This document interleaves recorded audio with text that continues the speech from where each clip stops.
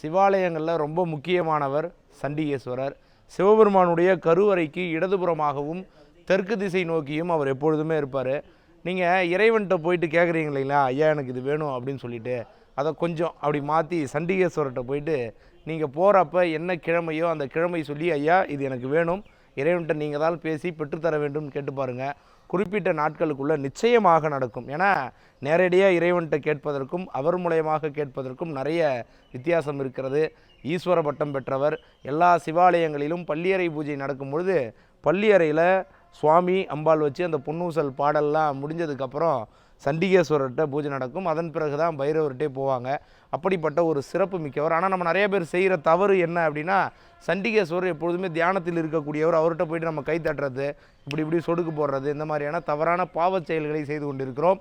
இனி வரும் காலங்களில் நிச்சயமாக அவர்கிட்ட அப்படி செய்யாதீங்க. ஏன்னா சிவாலயத்தினுடைய கணக்காளராக இருக்கக்கூடியவர் அங்கு சென்று அவரிடம் கையை துடைத்து காண்பிக்க வேண்டும்.